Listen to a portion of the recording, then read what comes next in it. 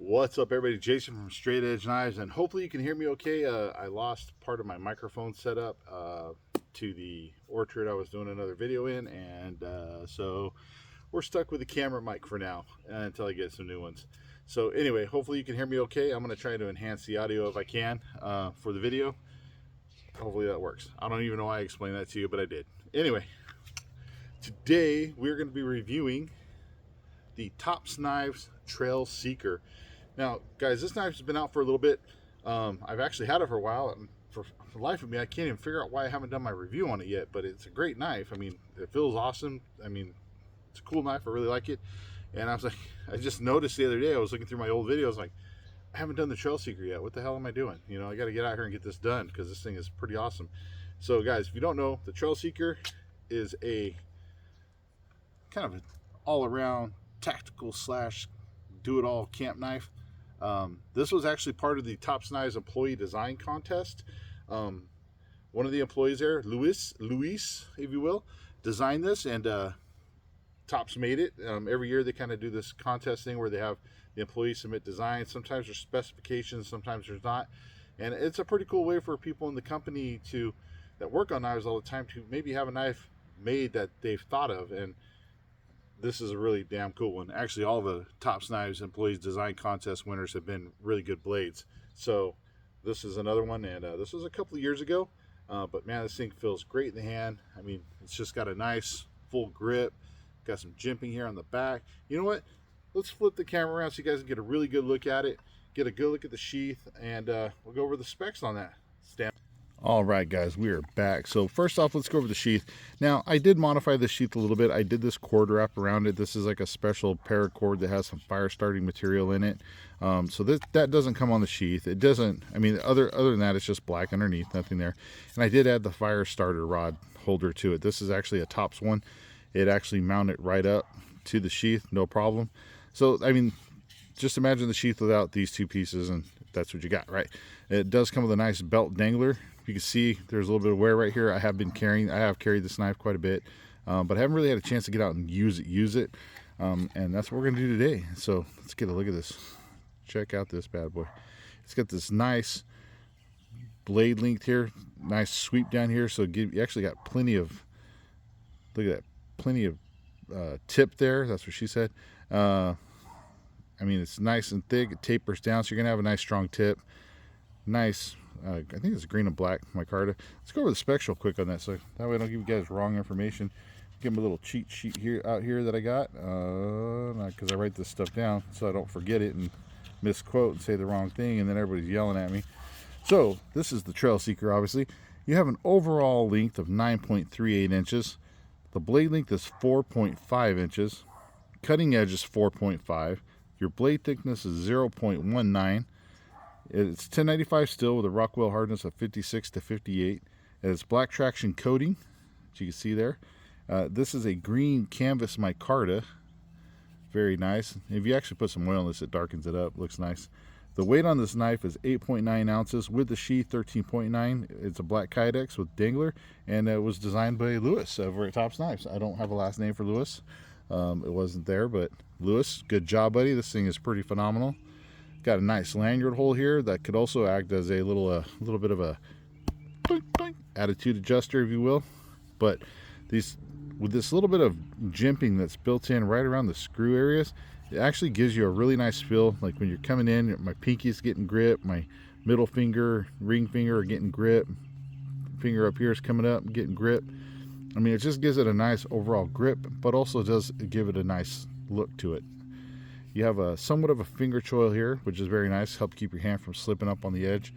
But I mean, you can see this is just a really stout blade. I mean, this is a good all-around blade shape, I feel. I mean, because you can come in over the top, got a reverse grip. Your thumb will rest right in there for your hard stab motions, if you will. You got that choil to keep your finger from slipping up. You got nice jimping on the back for piercing. Leather hides, if you will, winkety wink wink. But I mean, you're going to be able, theoretically, yeah, you're going to be piercing hides. Maybe you have to do some skinning. You can do that. It's got just a nice overall shape to it that I feel is just very, utilitarian is the word I think I'm looking for. But I mean, overall, I mean, it's just a great little package. The sheath it comes in, the blade locks in nice and tight. Hold this so it don't hear that rattling, but there's like no rattle, very little. Blade's locked in there nice and tight. It's got a nice little bit of a thumb ramp, so you can come here, push off, deploy your blade. Nice solid retention click in. Dangler actually rotates, so you're getting in and out of your vehicle. You could also take this dangler off if you wanted to and mount like a tech lock to it, if you would, if that's something you're more into, or put some Scout beta loop straps on there so you can do a Scout carry. You'd be able to do that as well. You just have to unscrew this, take this off. But I mean, you definitely have different mounting options. Got a nice drain hole there at the bottom, so Kydex sheath is really well done. But the knife overall is just, like I said, a fantastic shape. And so without further ado, let's get to testing, right? So we're gonna get to the testing part. I did bring the camera in a little bit closer so you could see a little bit better here. Cuts my head off a little bit, but who cares? You don't want to see the top of my head anyway, right? So let's get into this. So first off, obviously you're gonna be able to do your standard cutting tasks like cutting rope, right? So this is that yellow poly rope stuff, right? So if you're out there work site and you got to cut some of this up, do some tie downs, bam, you cut through that, no problem. I mean, see, slices through, no problem. Let's double this up, see if we can't get a little, oops, lost my grip there on that part. But as you can see, you're going to be able to cut through this poly rope, make your tie downs, do whatever it is you need to do, no problem. You got to get into that heavier rope like this. This is that really thick, kind of, what's that, 3/4 inch thick canvas rope. I don't even know what you call this stuff, but it's pretty tough stuff. You had to come in here, do like cut a chunk off, bam, you can do that, no problem. Then you can use this to start a fire. Got a video on that, check that out. But let's say you had to maybe hurry up and cut a piece of this off, like it's the anchor's flying away, and I don't know if you would use this for anchor rope, but whatever's flying away, you got to hurry up and cut it before it wraps around Jimmy's leg, and whatever. You can kind of come in here and you have to do like a quick chop, bam, there it is. Do a quick chop, cut the rope, make pieces go flying everywhere. Well, let's say you had to get in there and you had to do some piercing work on something. You had to get in and pierce something thick, like this is a catalog, obviously. How thick that is, probably every bit of what, a good inch and a half thick there. But you come in here, wrap your thumb around the top, come in for that hard stab, bam, look at that, tip is right there, went all the way through that, no problem. That's what I like about this shape right here. It's got a piercing tip that'll drive right into stuff right there. Tip's barely coming out right there, but it pretty much went all the way through. So obviously for stabbing, you're not gonna have any type of issues. Let's check this tip out right here. That's what she said. Again, yeah, I know you're always gonna get one of those on my videos, guys. Anyway, the tip is perfectly fine, no damage, nothing. Let's do some stabbing into the old log here.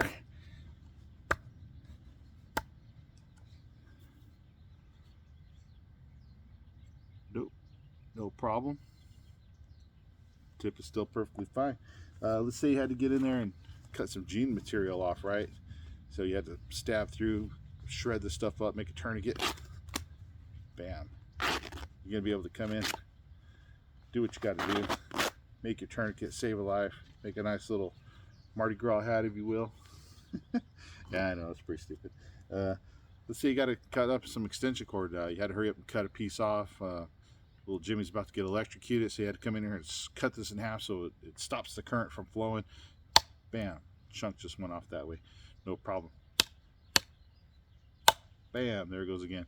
Sometimes if you don't whip it hard enough, it won't do it, but nice clean cuts, no problem. Say you had to come in here and do a calculated cut, slipped right off there, pretty much cut all the way through right there, slipped out,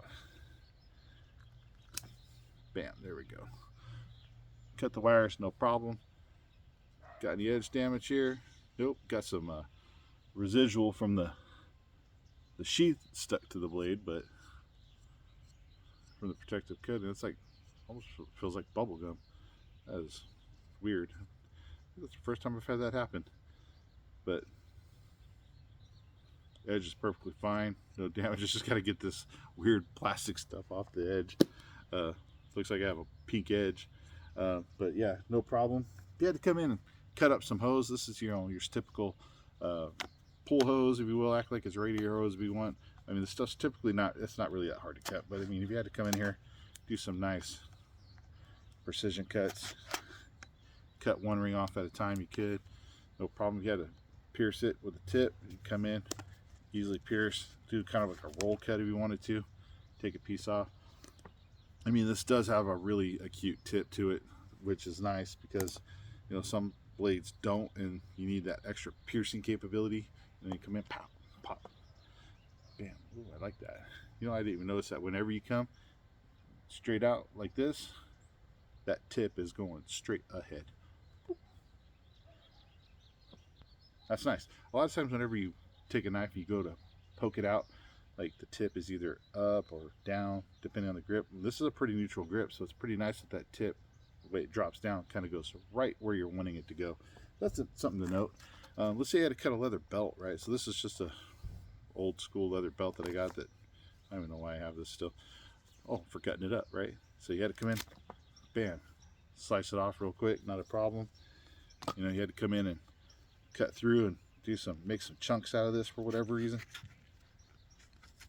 Old floppy belt, that's why I don't wear it no more. Look at that, come in there, cut it off, no problem. Got dogs going crazy everywhere. Now let's say you had to get to, you know, your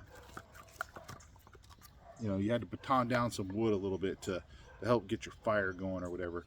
You know, you can come in here, this is a thick enough blade, you can come in,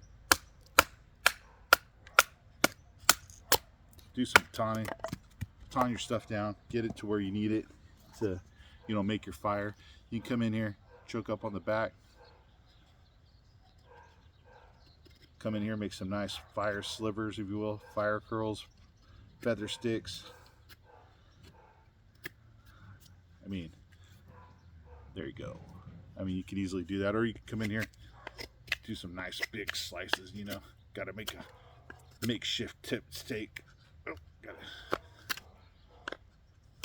Bam, you can do that, no problem. Make tent steaks, if you will. No problem. Now, let's say, oh, there we go. We're going to go ahead and pause a minute, let these dogs calm down. So, all right, here we are. We're back at it again. So, what we have here is a piece of wood off of a pallet. So, as you can see, that's kind of like a typical pallet board. But I wanted to do some stabbing on this, and then also do some, we're just going to do some wrenching on it, you know what I mean? Definitely going to be testing out this tip and this blade edge. Typically, I wouldn't suggest doing this because it is pretty hard on a blade, pretty hard on an edge. You know, it can be almost considered gross abuse, if you will, but I want to test this blade out for you so you know this is something that you want. So here we go. Nice. So sunk in there pretty good. Doing a nice little, look at that. Kind of almost like drilling a hole in there. But what we really wanted to see is it going to bend the tip, break the tip, chip the edge? No, there's nothing wrong with that tip or that edge. So if you had to make a bow drill drivet, if you will, come in here, kind of keep digging this out, or maybe you have to make a bolt hole for something. You don't have a drill. This is the only way you're gonna get your Jeep or whatever unstuck. I don't know, just making stuff up. But man, we are definitely testing the tip and the edge here. Probably better ways to do that, but check it out. Drilling a nice little, making a nice little hole here, if you will.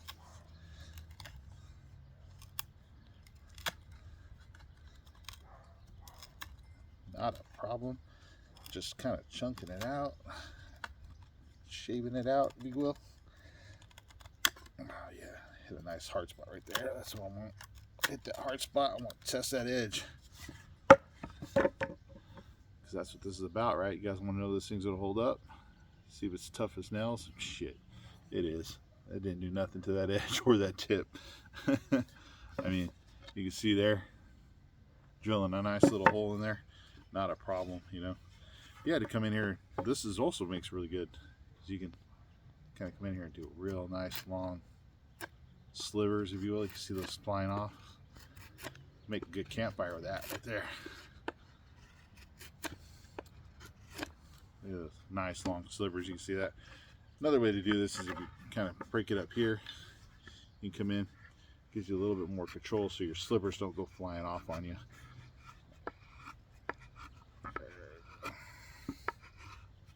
There you go.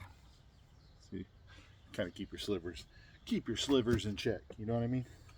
So obviously you could baton with it. Like I said, you have this nice little lanyard spot right here. So if you had to come in, do some attitude adjusting, you can, no problem. Check out the bottom of that traction coating. Held up, no problem.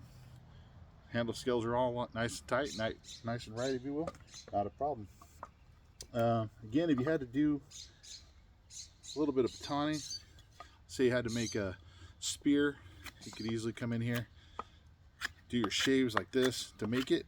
But you could also do some choke back on it. You could also come in here and get some light chopping. Try to speed your process up a little bit.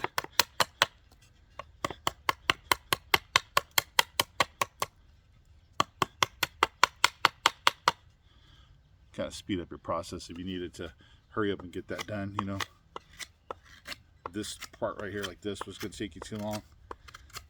Do your chops, get it most of the way there, and then come in and fine tune it. Get your nice spear tip there, if you will. So doing woodcrafty type stuff, doing piercing, combative type stuff, this blade is going to be able to kind of do a little bit of everything for you. So it's a good all-around blade. And you know, what kind of video would this be if I didn't at least do the 30 hit challenge on the 4x4 with it, right? So let's find this spot right here is pretty decent, not tore up too much here. So let's go. I'm gonna tip it up just like this. We're gonna do 30 hits. See what it does for this 4.5 inch cutting edge here. 4, 5, 6, 7, 8, 9, 10, 12, 13, 14, 15, 16, 17, 18, 19, 20, 21, 22, 23, 24, 25, 26, 27, 28, 29, 30. All right. So there it is. You can see 30 hits with a 4.5 inch cutting edge. Not bad at all for a blade this size and this weight. So if you had to do some light chopping, you could do it, not a problem. But man, this blade feels good, feels quick in the hand. If you had to come in, flip it around, do some cool tactical tavern, Tomasalas ninja stuff, that's for you, Tomas. I have no idea what I'm doing, guys, so please don't ever take any of that stuff I do seriously.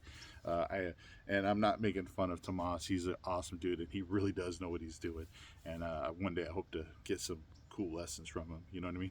But that's my boy. I love that guy. Guys gotta go check it out. Check out his channel.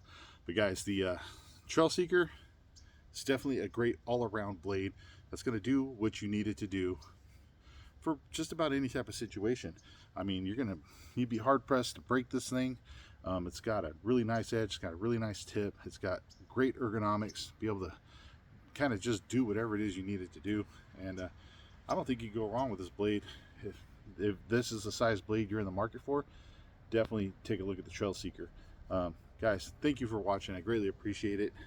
As always, please hit that like, subscribe button if you will. Share the video if you will. Leave a comment. Let me know what you think about the Trail Seeker. Let me know what you think about, let me just know what you think about anything, really. You know, I always love constructive criticism. If there's something you think I can do better, maybe some sort of test you might like to see me try to do, you know, I'm not opposed to learning new things, and I'd greatly appreciate the feedback. So please, you know, hit that like button, subscribe, you know, hit that bell notification if you will, so you know whenever I'm dropping new videos.